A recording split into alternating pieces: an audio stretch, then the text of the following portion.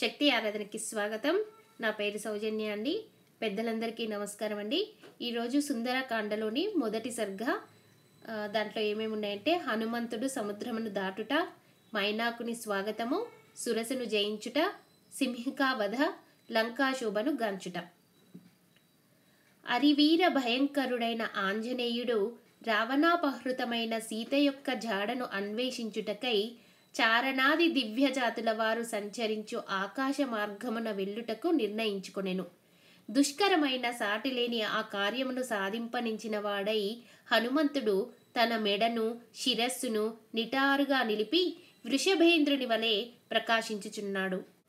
అచటి పచ్చిక బయళ్ళు వైఢూర్య వర్ణ శోభితములై చల్లదనము కలిగి మృదువుగా స్వచ్ఛములై ఉండుటచే అవి సలిల కల్పములై వాయుస్పర్శచే తరంగాయుతములై అలరారుచుండెను. అంతట ధీరుడును మహాబలశాలియు అయిన హనుమంతుడు వాటిపై హాయిగా అటూ ఇటూ సంచరించుచుండెను. ప్రతిభాశాలి అయిన హనుమంతుడు ఒక మహాసింహం వలె విజృంభించుచు తిరుగుచుండగా ఆయన వక్షస్థలము యొక్క తాకిడిని అచటి వృక్షములు కూలిపోసాగినవి. వాటిపై గల పక్షులు భయపడినవి. పెక్కు మృగములు అసువులను కోల్పోయినవి. ఆ మహేంద్రగిరి సహజముగానే నీలము, ఎరుపు, పసుపు, ఆకుపచ్చ, తెలుపు, నలుపు మొదలగు చిత్ర విచిత్ర వర్ణములు గల ధాతువులచే అలంకృతమై ఉండెను. అచట దేవతాసములైన కామరూపులగు యక్ష కిన్నర్వ గంధర్వ నాగులు పలు పరికరములతో నిరంతరము సంచరించుచుండిరి. అసంఖ్యాకములైన ఏనుగులతో ఒప్పుచున్న ఆ మహేంద్రగిరి తలమున నిలిచియున్న ఆ కపివరుడు జలాశయమునందలి ఒక మహాగజము వలె భాసించెను. అతడు సూర్యునుకును, మహేంద్రునుకును, వాయుదేవునుకును, బ్రహ్మదేవునుకును, ఇతర దేవతలకును అంజలి ఘటించి బయలుదేరుటకు నిశ్చయించుకొనెను. పిమ్మట కార్యదక్షుడైన మారుతి తూర్పునకు తిరిగి తన తండ్రియగు వాయుదేవునకు ప్రణమిల్లెను. దక్షిణ దిశగా వెళ్ళదలిచిన వాడై అతడు తన శరీరమును పెంచెను. రామకార్య సిద్ధికై సముద్రమును లఘింప నిశ్చయించుకొని వానర వీరులందరూ చూచుచుండగా అతడు పున్నమి పర్వదినము యందు ఉప్పొంగు సముద్రుని వలె వృద్ధి చెందెను. హనుమంతుడు సముద్రమును అవలీలగా దాటగోరి అపరిమితముగా తన శరీరమును పెంచును. లఘించుటకు ఉద్యుక్తుడై మహేంద్రగిరి తన కరచరణములచే బలముగా అదిమెను. ఆ పర్వతము స్థావరమే అయినను మారుతి గట్టిగా అదుముటచే అది కొన్ని క్షణముల పాటు కంపించెను. విరబూసిన చెట్ల కొమ్మల నుండి పువ్వులన్నీయును జలజల రాలెను. చెట్ల నుండి రాలి సువాసనలు వెదజల్లుచున్న పుష్పములతో ఆ పర్వతము నిండిపోయెను. అప్పుడది ఒక పూల కొండ వలె భాసించెను. ఆ మహావీరునిచే అదుమబడిన ఆ పర్వతము ఒక భద్రగజము మదజలమును వలె జలధారలు స్రవింపజేసెను. ఆ మహాబలశాలి అయిన ఆ మారుతిచే అదుమబడిన మహేంద్రగిరి తన పగుళ్ళ నుండి బంగారు, వెండి, కాటుకధారలను వెలిగ్రక్కెను. ఏలనన అగ్ని యొక్క సప్తార్చులలో మధ్యమార్చి అనున్నది సులోహిత. దాని జ్వాలల నుండి పొగలు వెలువడుచున్నట్లు ఆంజనేయునిచే అదుమబడిన ఆ మహేంద్రగిరి నుండి పెద్ద పెద్ద ఎర్రని శిలలు ముక్కలు ముక్కలుగా బయటపడసాగెను. ఆ గిరి గట్టిగా అదుమబడుటచే దాని గుహలయందు అంతటా నివసించుచున్న ప్రాణులన్నీయును మిగుల నలిగి వికృత స్వరూపములతో గగ్గోలు పెట్టెను. శైలపీడకు లోనైన వివిధ ప్రాణుల ఆ ఆక్రందన ధ్వనులు పృథ్వీ ఎందంతటను నిండిను. ఉపవనముల యందును దశ దిశల యందును వ్యాపించును. స్పష్టంగా వ్యక్తమగుచున్న స్వస్తిక లక్షణములు గల విశాలమైన పడగలతో భయంకరంగా విషాగ్నులను గ్రక్కుచు సర్పములు తమ కొరలతో శిలలను కాటువేయుచు గట్టిగా పట్టుకొనసాగెను. బుసలు కొట్టుచున్న విషసర్పముల కాటుకలోనైన ఆ గండశిలలు విషాగ్ని కీలలతో మండెను. అప్పుడు అవి పెటెల్ పెటెల్ మనుచు వేల కొలదిగా తుత్తునియలాయెను. ఆ మహేంద్రగిరిపై పుట్టి పెరిగిన ఓషధులలో విషహరములైనవి పెక్కుగలవు. అయినను అవి ఆ మహాసర్పముల ఘోర విషమును మాత్రము హరింపజాలకపోయినవి. భూతములచే ఈ కొండ పగలగొట్టబడుచున్నదని అని తలంచి తాపసులు కలత చెందిరి. విద్యాధరులను భయపడి తమ స్త్రీలతో కూడా అచటుండి ఆకాశమునకు ఎగిరిపోయిరి.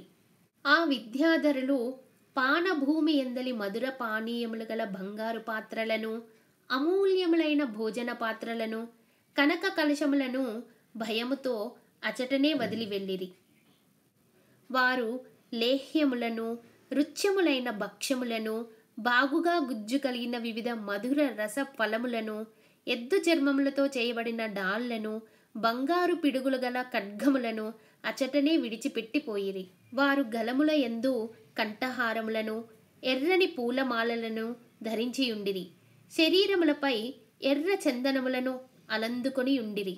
సహజముగానే ఎర్ర తామరల వంటి వారి కన్నులు మధుపానముచే ఇంకనూ ఎరుపె ఎక్కియుండెను. అట్టి విద్యాధరులు మిక్కిలి భీతితో ఆకాశమునకు చేరిరి. విద్యాధర స్త్రీలు హారములను, అందెలను, దండకడియములను, కరకంకణములను ధరించియుండిరి. వారు సంభ్రమాశ్చర్యములతో దరహాసములతో తమ ప్రియులతో గూడి అంతరిక్షమున నిలిచియుండిరి. విద్యాధరులను మహర్షులను ఆకాశమున ఒక్కచోట చేరి నిరాధారముగా అంతరిక్షమున తేలియాడు తమ మహావిద్యను ప్రదర్శించుచు అచ్చటి నుండి మహేంద్రగిరిని కుతూహలముతో వీక్షింపసాగిరి. అప్పుడు నిర్మలాకాశమున నిలిచియున్న పవిత్రాంతఃకరణులైన ఋషుల, చారణుల, సిద్ధుల మాటలను వారు వినిరి. పర్వతాకారుడును, వాయునందనుడును, మిక్కిలి వేగము గలవాడును అయిన ఈ హనుమంతుడు మొసళ్లకు నిలయమైన సముద్రమును లగింపదలుచుచున్నాడు. అతడు శ్రీరామకార్యార్థము వానర రాజైన సుగ్రీవుని ఆజ్ఞ మేరకు ఇతరులకు అసాధ్యమైన పనిని చేయదలంచుచు దాటశక్యము కాని సముద్రము యొక్క ఆవలి ఒడ్డును చేరగోరుచున్నాడు. ఆ మహాత్ముల యొక్క ఈ వచనములు విని విద్యాధరులు సాటిలేని ఆ వానరోత్తముని మహేంద్రగిరిపై చూచిరి. పర్వత సదృశుడైన ఆ మారుతి ఒక్కసారి ఒడలు విరచి రోమములను విదిల్చెను. ప్రళయకాల మేఘము గర్జించినట్లు ఒక మహానాదము చేసెను. ఆ మారుతి ఎగుర సన్నద్ధుడై రోమములతో నిండి మొదట లావుగా నుండి క్రమముగా సన్నబడుచు వర్తలాకారముననున్న తన వాలమును గరుడు పామును విదిలించినట్లు విదల్చెను. మహావేగ గమనుడగు ఆ మారుతి తన వాలమును ఒక్కసారి విదల్చెను. అప్పుడు పృష్ఠభాగం నుండి నిట్ట నిలువుగా వంకరగా నిలిచియున్న ఆ లాంగూలము గరుత్మంతునిచే కొనిపోబడు మహాసర్పము వలె గోచరించుచుండెను. ఆ కపీశ్వరుడు పెద్ద పెద్ద ఇనుప గుదియల వలెనున్న తన బాహువులను స్తంభింపజేసెను. ఊపిరి బిగబట్టి కటి ప్రదేశమున కృషింపజేసి పాదములను బాగుగా కుదించెను.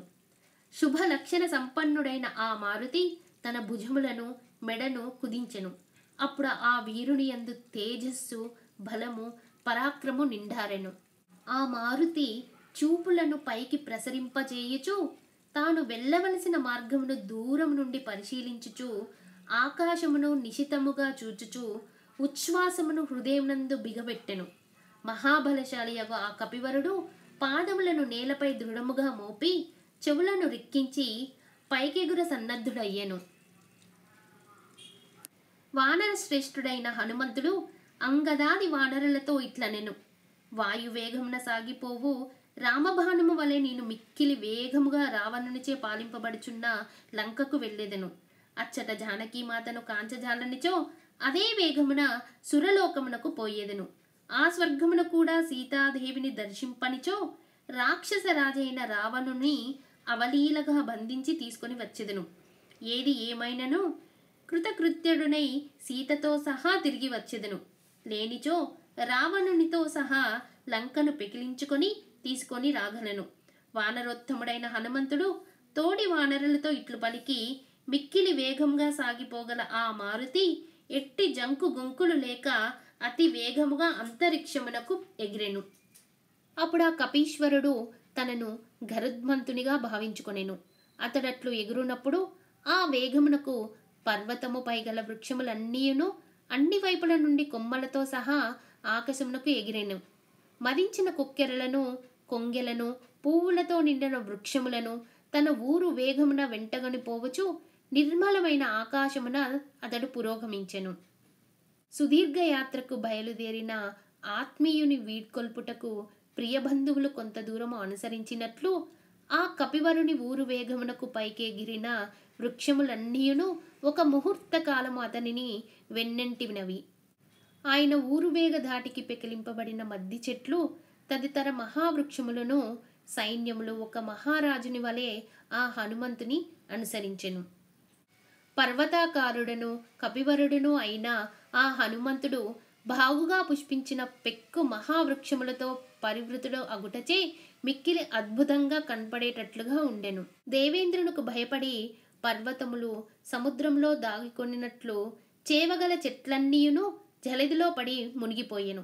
మేఘ సదృశుడైన అలరారుచున్న విశాలాకృతి గల ఆ హనుమంతుడు వివిధములగు కుసుమములతో చిగుళ్లతో మొగ్గలతో పరివృతుడై మినుగురు పురుగులతో కూడిన పర్వతముల వలె శోభిల్లెను. ఆత్మీయులను కొంత దూరము అనుసరించి వెనుకకు మరలిన మిత్రుల వలె ఆ చెట్లు ఆయన వేగంతో కొంత దూరము అనుసరించినవై ఆయన వేగం నుండి విడివడి పూలను రాల్చుచు నీటిలో పడి అంతటను వ్యాపించెను. ఆ హనుమంతుని వాయువేగ కారణముగా వృక్షముల యొక్క వివిధములగు పుష్పములు కొంత దూరము కొనిపోబడినవై తేలికగా ఉండుట వలన తుదకు విచిత్రముగా అవి సాగరమున పడిపోయెను. అప్పుడు ఆ మహాసముద్రము అసంఖ్యాకములైన నక్షత్రములతో కూడిన ఆకాశము వలె శోభిల్లెను. వివిధములగు రంగురంగుల పుష్ప సమూహములు మారుతి శరీరముపై అంటుకుని ఉండగా అతడు ఆకాశమున మెరుపు తీగలతో అలరారు మేఘము వలె ప్రకాశించెను. ఆయన వేగముచే చెల్లా చెదరై పడిపోయిన పువ్వులతో ఆ సముద్ర జలము మనోజ్ఞమై ఉదయించుచున్న మనోహరములైన నక్షత్రములతో అలరారు ఆకాశము వలె విలసిల్లెను. బాగుగా చాచబడినవై అంబరమున అలరారుచున్న ఆ మారుతి రెండు బాహువులు పర్వతాగ్రము నుండి వెలువడిన 5 పడగల సర్పముల వలె బాసిల్లుచుండెను. మహావేగగమనుడైన ఆ కపివరుడు ఉత్తుంగ తరంగములతో అలరారు ఆ సముద్రమును తన ఛాయా ద్వారా జుర్రుచున్న వాని వలె ఒప్పారెను. ఇంకను అతడు ఆకాశమును పానము చేయగోరు వాని వలెను బాసిల్లెను. వాయుమార్గమున సాగిపోవచున్న ఆయన యొక్క కన్నులు విద్యుత్కాంతుల వలె మెరియుచు పర్వతమునందలి 2 అగ్నుల వలె ప్రకాశించుచుండెను. వానర శ్రేష్ఠుడైన మారుతి యొక్క నేత్రములు పింగళ వర్ణము కలిగి మిక్కిలి విశాలములై గుండ్రముగా విలసిల్లుచుండెను. అప్పుడవి ఉదయించుచున్న సూర్యచంద్రుని వలె బాసిల్లుచుండెను. ఎర్రని నాసిక గల ఆయన ఎర్రని ముఖమండలము సంధ్యారాగ సంశోభితమగు సూర్యమండలముల వలె విలసిల్లుచుండెను. ఆకాశమున తేలిపోచున్న వాయుపుత్రుని యొక్క వాలము మహోన్నతముగా నిలిచి పైకెత్తబడిన ఇంద్రధ్వజముల వలె శోభిల్లుచుండెను. మహాత్ముడును తెల్లని పలువరస గలవాడును మిక్కిలి ప్రజ్ఞాశాలియు అయిన ఆ వాయునందనుడు చక్రాకృతిలోనున్న వాలముతో కూడి పరివేశముతో ఒప్పుచున్న భాస్కరుని వల తేజారిల్లెను. ఎర్రని వాలు మూల ప్రదేశ శోభలతో ఒప్పారు ఆ కపీశ్వరుడు గైరికాది ధాతువులతో 2గా విభజింపబడిన పర్వతముల వలె విరాజిల్లెను. సముద్రమును లఘించుచూ పోవుచున్న ఆ వానర వీరుని బాహుమూలముల ద్వారా ప్రసరించు వాయువు మేఘ గర్జన వలె ధ్వనింపసాగెను. పొడవైన వాలముతో కూడి ఉత్తర దిశ నుండి దక్షిణ దిశకు సాగిపోవచున్న ఆ కపివరుడు ఆకాశమున ఉత్తరమున పొడమి దక్షిణ దిశగా రాలిపోవు తోకచుక్క వలె గోచరించెను. సాగిపోవుచున్న సూర్యుని వలె ఒప్పుచూ విశాల దేహము గల ఆ వానరేంద్రుడు కక్షయందు బంధింపబడిన మహామాతాంగముల వలె శోభిల్లెను. హనుమంతుడు ఆకాశమున సాగిపోవుచుండెను. ఆయన నీడ సముద్ర జలములలో ప్రతిబింబించుచు లోతుగా మునిగియుండెను. నీటిలో కొంత మునిగి మిగిలిన భాగము నీటిపై తేలుచు అనుకూల పవనముల ప్రభావమున సాగిపోవు నౌక వలె అతడు ఒప్పెను. ఆకాశమున ఆ మారుతి సాగిపోవునప్పుడు అతడు దాటుచున్న సముద్ర ప్రాంతములన్నీయును అతని ప్రబల వేగమున అల్ల కల్లోలములై ఉన్మాదభరితములైనట్లు కనపడెను. కొండలంత ఎత్తునకు ఎగురుచున్న సముద్ర తరంగములను తన వక్షస్థలముతో నెట్టుచు వాటిని చిన్నాభిన్నము గావించుచు ఆ మహాకపి మిక్కిలి వేగంగా ఆకాశమున తేలిపోవుచుండెను. హనుమంతుని గమన వేగమును ఏర్పడిన బలీయమైన వాయువు మేఘముల నుండి వెలువడు గాలియు రెండునూ కలిసి భయంకర ఘోషలతో గూర్నిల్లుచున్న సముద్రమును ఇంకనూ కంపింపజేసినవి. లవణ సముద్రమునందు ఉవ్వెత్తుగా ఎగురుచున్న పెద్ద పెద్ద తరంగ పంక్తులను చెల్లా చెదురుగా గావించుచు ఆ కపివరుడు ఒక విభజన రేఖ వలె భూమ్యాకాశములను వేరు చేయుచున్నట్లు సాగిపోవుచుండెను. మహావేగగమనుడైన హనుమంతుడు మేరు మందర పర్వతముల ఎంత ఎత్తున ఎగిరి ఎగిరి పడుచున్న ఆ మహాసముద్ర తరంగములను లెక్క పెట్టుచున్న వాని వలె ముందుకు సాగెను. ఆ వాయునందనుని వేగముచే పైకెగిసిన సముద్ర జలము ఆకాశము నందంతటను వ్యాపించి జలముతో కూడిన తెల్లని శరత్కాల మేఘము వలె విలసిల్లెను. తరంగితమైన సముద్రము యొక్క జలములు అటూ ఇటూ తొలగిపోవటం వలన అందలి తిమింగిలములు, మొసళ్ళు, పెద్ద పెద్ద చేపలు, తాబేళ్లు వస్త్రములు తొలగిన మానవ శరీరముల వలె కనబడుచుండెను. సముద్రమునందలి సర్పములన్నీయును ఆకాశమున తేలిపోచున్న కపీశ్వరుని గాంచి ఆయనను గరుత్మంతునిగా తలపోల్చినవి.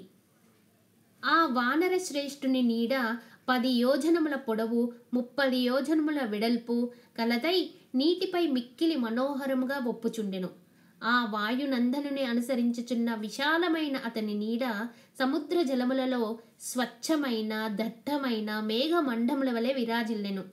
మహా తేజస్వియు మహాకాయుడను అయిన ఆ కపివరుడు నిరాధారమైన వాయు ఆకాశ మార్గమున పయనించుచు రెక్కలు గల పర్వతముల వలె భాసిల్లుచుండెను. అమిత బలశాలి అయిన ఆ కపీంద్రుడు మిక్కిలి వేగముగా వెళ్ళుచున్న ఆ మార్గమున సముద్రము విశాలమై ఓడవలే ఒప్పారెను. పక్షి సమూహముల మార్గమున గరుత్మంతుని వలె సాగిపోవచ్చు హనుమంతుడు మేఘములను ఆకర్షించుచూ వెళ్ళు వాయువు వలె ఒప్పెను. మారుతిచే ఆకర్షింపబడుచున్న మహామేఘములు తెలుపు, ఎరుపు, నీలము, పసుపు మొదలగు పలు వన్నెలతో ప్రకాశించుచుండెను. పదే పదే మేఘముల మధ్య ప్రవేశించుచు బయటికి వచ్చుచు పురోగమించుచున్న హనుమంతుడు మేఘములచే కప్పబడుచు అవి తొలగినంతనే ప్రకాశించుచున్న చంద్రుని వలె గోచరించెను. అతి వేగముగా ఆకాశమున పయనించుచున్న హనుమంతుని చూచి దేవతలు, గంధర్వులు, దానవులు ఆయనపై పుష్ప వర్షములను కురిపించిరి.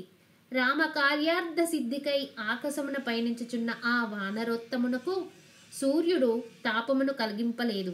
ఆయన శ్రమను తొలగించుటకై వాయుదేవుడు కూడా చల్లగా వీచుచూ ఆయనను సేవించెను. అంతరిక్షమున పయనించుచున్న మహా తేజస్వియగు ఆ హనుమంతుని మహర్షులు స్తుతించిరి. దేవతలు, గంధర్వులు ఆయనను ప్రశంసించుచూ కీర్తించిరి. ఏ మాత్రమో అలసట చెందక అవలీలగా శీఘ్రముగా పయనించుచున్న కపివరుని గాంచి నాగులు, యక్షులు, దిక్పాలురు, దేవతలు మొదలగు వారందరూ ప్రస్తుతించిరి. పక్షిగణములన్నీ స్తుతించెను. వానర పుంగవుడైన హనుమంతుడు సాగిపోవుచుండగా ఇక్ష్వాకు వంశము యొక్క కీర్తి ప్రతిష్టలను కోరినట్టి సాగరుడు ఇట్లు తలపోసెను. వానరేంద్రుడైన హనుమంతునకు సహాయపడనిచో నేను అన్ని విధములుగా అందరి దృష్టిలో నిందార్హుడనగుదును. నేను ఇంతటి వాడనగుటకు ఇక్ష్వాకు ప్రభుడైన సగరుడే కారకుడు. ఇతడు ఆ ఇక్ష్వాకు వంశ సచివుడు కావున ఇతడు ఎట్టి శ్రమలకును గురికారాదు. కనుక నేను ఈ కపీశ్వరునకు తగు రీతిగా విశ్రాంతిని సమకూర్పవలెను. అతడు ఇచ్చట విశ్రమించి తరువాత ప్రయాణము హాయిగా కొనసాగింపగలడు. ఈ విధముగా సముద్రుడు నిండు మనస్సుతో బాగుగా ఆలోచించి జలములలో దాగియున్న గిరిసత్తముడును బంగారు శిఖరములు కలిగిన వాడును అగు మైనాకునితో ఇట్లనెను. ఓ మైనాక, దేవరాజైన ఇంద్రుని కారణమున పాతాళ వాసులైన రక్కసి మూకలకు అడ్డుగా నీవు మహాశిలవలే నిలిచిపోయితివి. పరాక్రమవంతులైన ఆ రాక్షసులు మరల లేచి రాకుండా దుర్భేద్యమైన ఈ పాతాళ ద్వారమును పూర్తిగా మూసివేసి ఇచట ఉంటివి. ఓ మైనాక, పైకిని క్రిందికిని అన్ని వైపులకును పెరుగుటకు నీవు సమర్థుడవు కనుక ఓ గిరీంద్ర, నిన్ను ప్రోత్సహించుచున్నాను, లెమ్ము. పరాక్రమవంతుడు, అసహాయ శూరుడు, కపిప్రవరుడు అయిన ఈ హనుమంతుడు రామ కార్యార్థి అయి నీకు పైభాగమున ఆకాశమున ఇదిగో వస్తూనే ఉన్నాడు. ఇక్ష్వాకు వంశరాజులు నాకు పూజ్యులు. నీవు నన్ను ఆశ్రయించి ఉండుట వలన నీకును వారు పరమ పూజ్యులు. కనుక ఇక్ష్వాకు వంశము వాడైన శ్రీరాముని ఆజ్ఞానువర్తియగో ఇతనికి సహాయపడుట మన కర్తవ్యము. కావున మాకు సహాయపడుము. మా కార్యమును విధిగా ఆచరింపుము. కర్తవ్య కార్యమును చేయనిచో పెద్దలకు కోపము వచ్చును, సజ్జనులకు కోపము రానీయరాదు. ఆ కపివరుడు మనకు అతిథి, పరమ పూజ్యుడు. కావున నీవు నీటి నుండి బయటికి రమ్ము, ఆలసింపవలదు. నీపై అతడు విశ్రాంతిని తీసుకోగలడు. బంగారు చికములు గలవాడా, దేవతలచే గంధర్వులచే సేవింపబడువాడా, ఓ మైనాక, హనుమంతుడు నీపై ఒకంత విశ్రమించి తరువాత ప్రయాణము కొనసాగింపగలడు. పరాక్రమశాలి అయిన వానర శ్రేష్ఠుడు ఇదిగో నీ సమీపమునకు రానే వచ్చినాడు. సీతాదేవి విషయమున శ్రీరాముని విహ్వలతను, రాముని ఎడబాటు వలన సీతాదేవి యొక్క దుస్థితిని, హనుమంతుని కార్యభారమును గుర్తించి త్వరగా బయటికి రమ్ము. సువర్ణ శృంగుడైన మైనాకుడు సముద్రుని మాటలను పాటించి లతలతో ఒప్పుచున్న పెను వృక్షములతో సహా వేగంగా నీటి నుండి బయటికి వచ్చెను. మేఘ మండలమును చీల్చుకొని ప్రకాశించు కిరణములతో వచ్చు భాస్కరుని వలె అప్పుడు ఆ మైనాకుడు సాగర జలములను భేదించుకొని బయటికి విచ్చేసెను. సముద్రునిచో నియోగింపబడిన మహాత్ముడైన ఆ మైనాకుడు సాగర జలములచే ఆవృత్తుడై ఒక్కసారిగా తటాలున తన శృంగములను దర్శింపజేసెను. ఆ మైనాకగిరి శిఖరములు బంగారు కాంతుల నీనుచుండెను.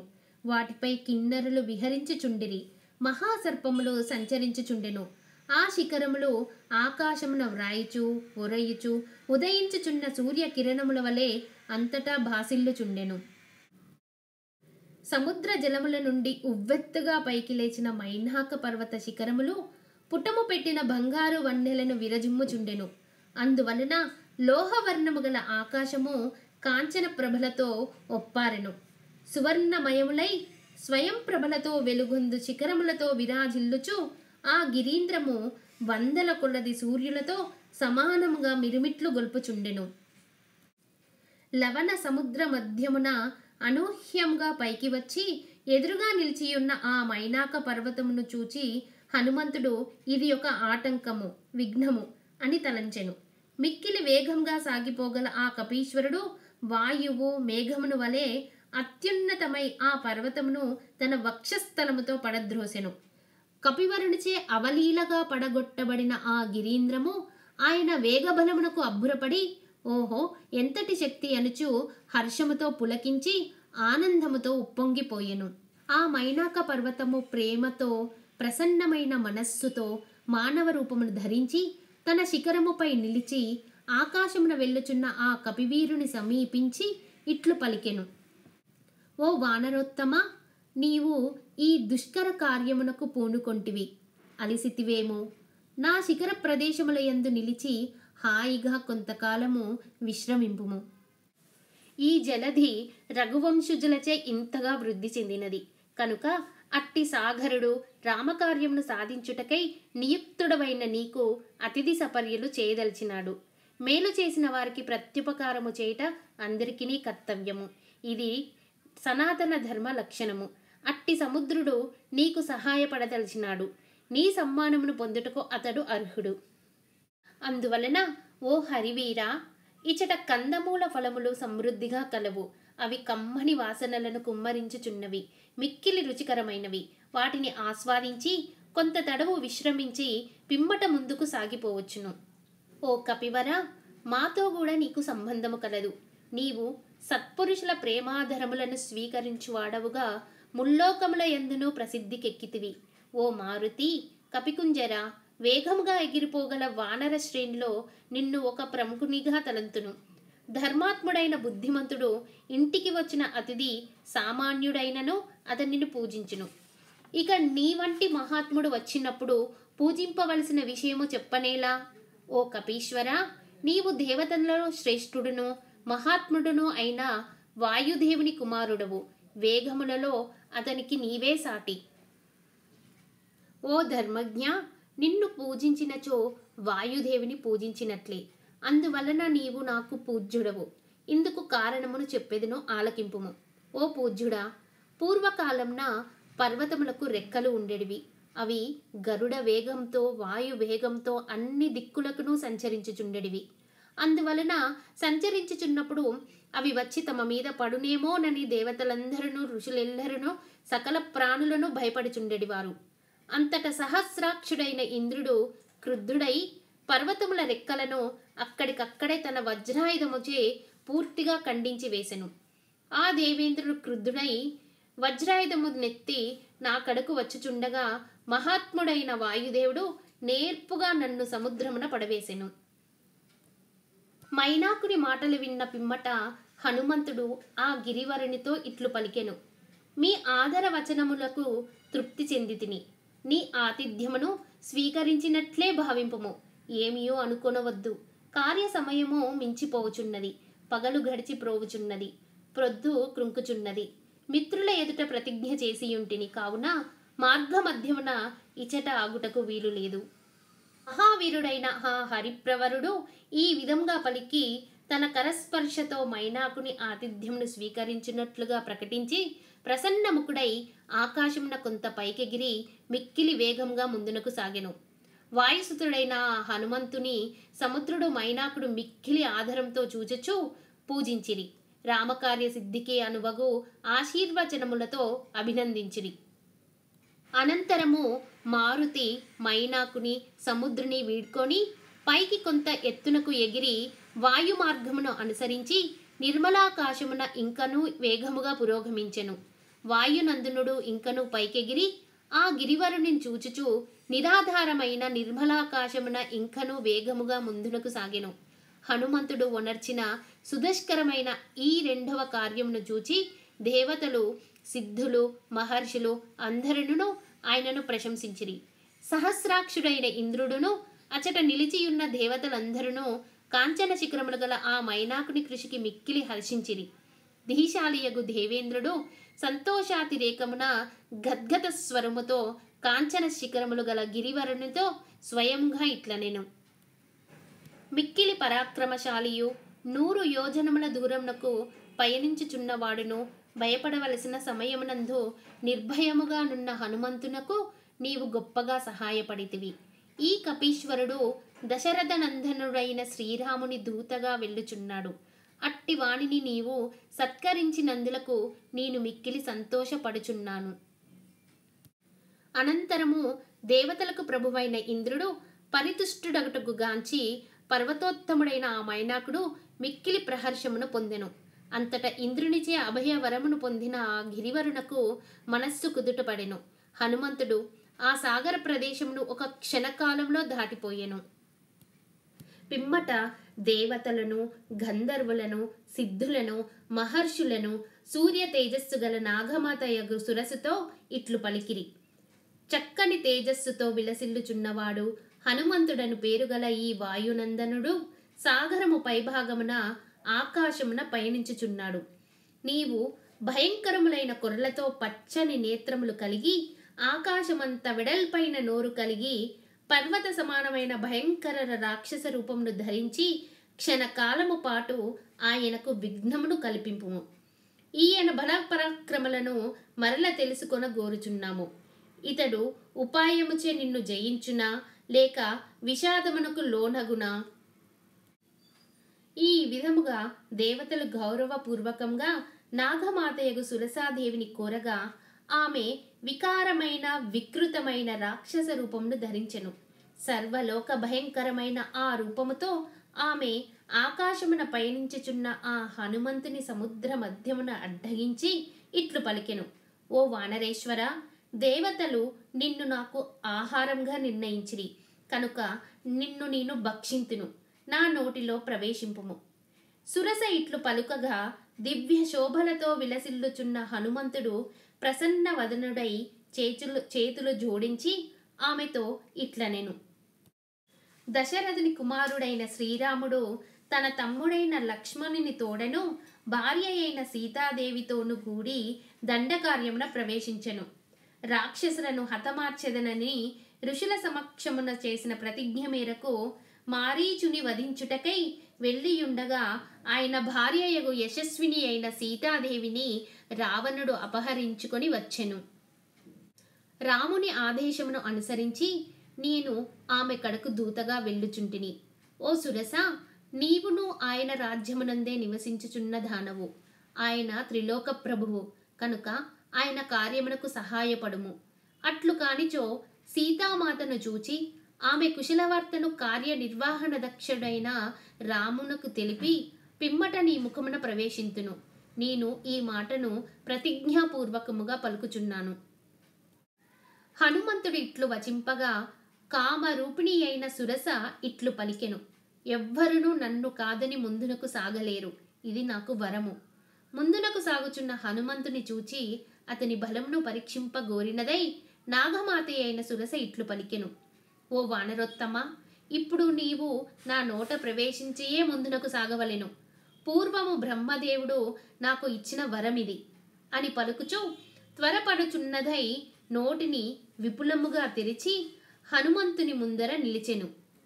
సురస ఇట్లు వచింపగా హనుమంతుడు క్రుద్ధుడై నన్ను మృంగదలచినచో నీ నోటిని తెరువుము అని సురసతో పలికి మారుతి 10 యోజనముల వెడల్పుతో 10 యోజనముల ఎత్తునకు పెరిగెను. 10 యోజనముల వైపుల్యముతో ఎదిగి మేఘ సదృశుడైన ఆయనను చూచి సురస తన నోటిని 20 యోజనములకు పెంచెను. పిమ్మట హనుమంతుడు క్రుద్ధుడై 30 యోజనములకు పెరిగెను. అంతట సురస తన నోటిని 40 యోజనములు విస్తరింపజేసెను. వీరుడైన హనుమంతుడు 70 యోజనములకు పెరిగెను. పిమ్మట సురస 60 యోజనములకు మేరకు తన నోటిని విస్తరింపజేసెను. అప్పుడు వీరుడైన మారుతి 70 యోజనములు పెరిగెను. పిదప సురస తన ముఖమును 80 యోజనములకు పెంచెను.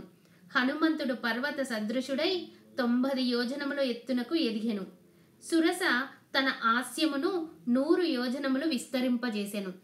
సురసచే విస్తరింపచేయబడిన ఆస్యము దీర్ఘమైన జిహ్వ కలిగి ఘోరముగా నరకప్రాయముగా నుండెను. దానిని చూచి మిక్కిలి బుద్ధిశాలి అయిన వాయుసుతుడు సమయస్ఫూర్తితో తన కాయమును సంక్షిప్తముగా చేసి అంగుష్టమాత్రుడయ్యెను. మిక్కిలి వేగము గలవాడైన ఆ మారుతి వెంటనే ఆమె ముఖమున ప్రవేశించి చిటికెలో బయటికి వచ్చెను. ప్రసన్నుడయ్యున్న ఆ వాయుసూనుడు అంతరిక్షమున నిలిచి ఇట్లు వచించెను. ఓ దాక్షాయని, నీకు నమస్కారము. నీ నోట ప్రవేశించి తిని కదా, ఇంకా సీతాదేవి కడకు వెళ్ళెదను. నీకు బ్రహ్మదేవుడు ఇచ్చిన వరము కూడా నెరవేరినది కదా. రాహు ముఖము నుండి చంద్రుని వలె తన ముఖము నుండి బయటపడిన కపివరుని చూచి సురసాదేవి నిజస్వరూపముతో ఇట్లు పలికెను. సౌమ్యుడవైన ఓ వానరశ్రేష్ఠ, రామకార్య సిద్ధికై హాయిగా వెడలుము. సీతామాతను మహాత్ముడైన రాముని కడకు చేర్చుము. అప్పుడు హనుమంతుడొనర్చిన మిక్కిలి కష్టసాధ్యమైన ఆ 3వ కార్యమును చూచి ప్రాణులన్నీయును బాగు బాగు అని ఆయనను ప్రశంసించినవి. వేగమున గరుత్మంతునితో సమానుడైన ఆ మారుతి సులభముగా దాటుటకు శక్యము కాని వరుణాలయమైన సాగరమును సమీపించెను. అనంతరము అతడు ఆకాశ మార్గమునకెగిరి ప్రయాణమును సాగించెను. ఆ ఆకాశ మార్గము వారి దారులచే ఒప్పుచుండును, పక్షులచే సేవింపబడుచుండెను. అచట కైశికరాగ ప్రవీణులైన తుంబుర ప్రభృతి గంధర్వులు సంచరించుచుందురు. అది ఇంద్రవాహనమైన ఐరావతముతో కూడియుండును. సింహములు, ఏనుగులు, పెద్ద పులులు, పక్షులు, సర్పములు మొదలగు వాటి ఆకారములు కలిగి వాటి వలె సంచరించుచున్న నిర్మల విమానములచే అది అలంకృతమై ఉండును. వజ్రాయుధ ధ్వనులతో, పిడుగుపాటు శబ్దములతో, అగ్నుల కాంతులతో విలసిల్లుచుండును. పుణ్యకర్మలను ఆచరించి స్వర్గమును జయించిన వారు ఆయా ప్రదేశములను అలంకరించి యుందురు. అది దేవతలకు సమర్పింపబడిన హవిస్సులను తీసుకొని పోవు అగ్నికి మార్గమైనది. అందు సూర్యచంద్రులు తదితర గ్రహములు, అశ్విని మొదలగు నక్షత్రములు, తారాగణములు మనోహరముగా విలసిల్లుచుండును. మహర్షుల తోడను, గంధర్వ నాగయక్షుల తోడను అది నిండియుండెను. అది స్వచ్ఛమై అతి నిర్మలమై ఉండును. విశ్వావసుడు అను గంధర్వరాజు అచట నివసించుచుండును. మంగళకరము సూర్యచంద్రుల గమన మార్గము అయిన ఆ ఆకాశమున దేవేంద్రుని గజములు సంచరించుచుండును. ఆ ఆకాశము ప్రాణికోటికి పైభాగమున బ్రహ్మ నిర్మించిన వితానము వలె విరాజిల్లుచుండెను. శ్రేష్ఠుడైన విద్యాధరులు, వీరులు, పలువురు అచట సంచరించుచుందురు. అట్టి ఆకాశ మార్గమున వాయుసూనుడు గరుత్మంతుని వలె వేగముగా సాగిపోవుచుండెను. హనుమంతుడు వాయువు వలె మేఘములను చీల్చుకొని పోవుచుండెను. నలుపు, అగరు, ఎరుపు, పసుపు, తెలుపు వన్నెలు గల ఆ మేఘములు ఆయనచే ఆకర్షింపబడుచు ప్రకాశించుచుండెను. మారుతి మేఘ మండలమున పదే పదే లోపలికి చొరబడుచు బయటికి వచ్చుచు వర్షాకాలమున మేఘముల మధ్య చెరించు చంద్రుని వలె ప్రకాశించెను. నిరాధారమైన ఆకాశ మార్గమున వెళ్ళుచు ఎక్కడ చూచిననో అతడే గోచరించుచు ఆ మారుతాత్మజుడు రెక్కలు గల ఒక మహాపర్వతము వలె ప్రకాశించెను. కామరూపిణి అయిన సింహిక అను రాక్షసి ఆకాశమున ఎగిరిపోవుచున్న మారుతిని చూచి ఉవ్వెత్తుగా పెరిగినదై మనస్సున ఇట్లా ఆలోచించెను. ఇంతకాలమునకు ఒక మహాజంతువు నాకు దక్కనున్నది. చాలా కాలమునకు పిమ్మట నేను మంచి ఆహారమును తనివిధీరా తినబోచున్నాను. ఆ రాక్షసి ఇట్లా ఆలోచించి ఆయన ఛాయనను ఒడిసిపట్టెను. తన నీడ లాగుకొని పోబడుచుండగా హనుమంతుడు ఇట్లు తలపోసెను. సముద్రమున ఎదురుగాలికి పయనించు మహానావ వలె నా పరాక్రమ కుంటుపడుచున్నది. నేను బలవంతంగా లాగబడుచుంటిని. అనంతరము హనుమంతుడు క్రింద పైన అన్ని వైపులా పరికించెను. అప్పుడు అతడు సముద్రము నుండి బయలువెడలిన ఒక మహాసత్వమును గాంచెను. ఆ వికృతాకరమును చూచి మారుతి ఇట్లు తలంచెను. చూచుటకు మిక్కిల ఆశ్చర్యకరము మహాశక్తిమంతియు అయిన ఈ ఛాయాగ్రాహిణిని గూర్చియే కపిరాజైన సుగ్రీవుడు తెలిపియుండెను. అదియే ఇది. ఇంత సందేహమేమీ లేదు. ప్రజ్ఞాశాలి అయిన హనుమంతుడు యథార్థముగా అది సింహికయే అని గుర్తించెను. వర్షాకాలమునందలి మేఘము వలె అతడు తన శరీరమును పెంచెను. ఆ మహాకవి యొక్క పెరుగుచున్న కాయమును చూచి ఆ సింహిక పాతాళ కుహరమును బోలు తన నోటిని తెరచెను. మేఘమండముల వలె గర్జించుచు హనుమంతుని మీదికి విజృంభించెను. పిమ్మట మేధావి అయిన ఆ మహాకపి తన శరీరమును కబలించుటకు అనువుగా తెరవబడిన ఆమె విశాల ముఖమును చూచెను. పిదప అతడు తమ మర్మస్థానములను సంక్షిప్తమునర్చి మహావీరుడును వజ్రదేహరునుడు అయిన ఆ కపివరుడు వివృతమైన దాని నోటియందు అతి వేగముగా దుమికెను. పున్నమి నాడు రాహువుచే గ్రసింపబడుచున్న పూర్ణ చంద్రుని వలె ఆమె ముఖమున మునిగిపోవుచున్న హనుమంతుని సిద్ధచారణలు చూచిరి. పిమ్మట వానరేంద్రుడు తన వాడి గోళ్లతో సింహిక యొక్క ఆయువు పట్టులను చీల్చి చెండాడెను. వెంటనే మనోవేగముతో ఆకాశమునకెగిరెను. మహాప్రజ్ఞాశాలి అయిన హనుమంతుడు సమయస్ఫూర్తితోనూ ధైర్యముతోనూ పట్టుత్వముతోడను ఆ సింహికను రూపుమాపి మరల వేగముగా పెరిగి ఆకాశమునకి ఎగిరి ముందుకు సాగెను. హనుమంతుడు ఆమె గుండెలను చీల్చివేయగా ఆ సింహిక ఆర్తయై సముద్రమున పడిపోయెను. హనుమంతుడు సింహికను హతమార్చుటయో బ్రహ్మ సంకల్పలోని భాగమే కదా. హనుమంతుని చేతిలో క్షణములో గతాసువై సముద్ర జలముల పాలైన ఆ సింహికను గాంచి ఆకాశమున చెరించు సిద్ధ గంధర్వాదులందరూ ఆ కపివరునితో ఇట్లనిరి: ఈ మహాప్రాణిని హతమార్చి నీవు ఒక అద్భుత కార్యమును సాధించితివి. ఓ వానరోత్తమా, నీకు ఇష్టమైన మంగళకరమైన కార్యమును సాధింపుము. నీ వలె గట్టి ధైర్యము, దూరదృష్టి, సమయస్ఫూర్తి, పట్టుత్వము గలవాడు తన కార్యసిద్ధియందు ఎన్నడనూ వైఫల్యమును పొందడు. పూజ్యుడైన హనుమంతుడు తాను ముందుగా చేపట్టియున్న సీతాన్వేషణ కార్యమును సాధింపదలిచిన వాడై గంధర్వాదులచే గౌరవింపబడెను. అనంతరము ఆకాశ మార్గమున గరుత్మంతుని వలె ముందునకు సాగెను. ఇంచుమించుగా ఆవలి తీరమునకు చేరి నలువైపులా పరికించి చూచెను. అతడు 100 యోజనముల మేరకు సముద్రమును లగించిన పిదప వృక్ష పంక్తులను గాంచెను. ఆ కపిశ్రేష్ఠుడు భూమిపైకి దిగుచూనే వివిధ వృక్షములతో కలకలలాడుచున్న ద్వీపమును, లంకకు దక్షిణమునున్న మలయ పర్వతమునందలి ఉపవనములను గాంచెను. అతడు సముద్రమునకు సమీపమున గల జలాశయములను, ఆ ప్రదేశములలో పుట్టి పెరిగిన వృక్షములను, త్రికూట పర్వతమునంది పుట్టి ప్రవహించు నదీముఖములను గాంచుచు మహామేఘ సదృశమై ఆకాశము నడ్డగించుచున్నట్లు ఉప్పుచున్న తన శరీరమును చూచి ప్రతిభామూర్తియగు అతడు ఇట్లా ఆలోచించెను: నా పెద్ద శరీరమును అమిత వేగమును చూచినచో రాక్షసులందరూ సంభ్రమాశ్చర్యములగుకు లోనగుదురు. ఇట్లాలోచించి పర్వతముతో సమానమగు తన శరీరమును కుందించుకొనెను. జితేంద్రియుడు మోహమును తొలగిన పిదప ఆత్మజ్ఞాని అయి స్వస్వరూపమును పొందినట్లు హనుమంతుడు మరల స్వస్వరూప స్థితుడాయెను. బలిచక్రవర్తి సంపదను హరింపదలచి వచ్చిన విష్ణువు త్రివిక్రమావతారము ధరించి పిమ్మట యథాస్థితికి వచ్చినట్లు అతడు తన సహజమైన ఆకృతితో ఒప్పెను.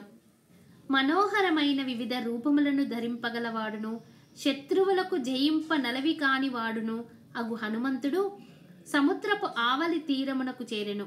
పిమ్మట తన పర్వత ప్రమాణ దేహమును చూచుకొని తన కర్తవ్యమును నిర్ణయించుకొని చిన్నదైన తన సహజ రూపమును ధరించెను. అనంతరము గొప్ప పర్వత శిఖరముతో సమానుడైన మహాత్ముడైన ఆ హనుమంతుడు సర్వ వస్తు సమృద్ధము, విచిత్రములైన రంగులు గల చిన్న చిన్న శిఖరములు గలదియు, మొగలి పొదలతోనూ కొబ్బరి చెట్లతోనూ అలరారుచున్నది అయిన లంబ పర్వత శిఖరంపై దిగెను. అంతట కపివరుడు సముద్ర తీరమున చేరి మహాపర్వతం యొక్క పైభాగముననున్న లంకానగరమును చూచి తన పూర్వ రూపమును విడిచి ఆ గిరిపై దిగెను. ఆయన దిగినప్పుడు మృగములు పక్షులు వ్యధ చెందెను. పెద్ద పెద్ద తరంగ పంక్తులతో విలసిల్లుచు దానవులకును పన్నగములకును నెలవైన సముద్రమును హనుమంతుడు తన పరాక్రమతో దాటి ఆ జలది తీరమున దిగి అమరావతి వలె ఒప్పుచున్న లంకానగరమును గాంచెను. వాల్మీకి మహర్షి విరచితమై ఆది కావ్యమైన శ్రీమద్ రామాయణం నందలి సుందరాకాండ ప్రథమ సర్గ.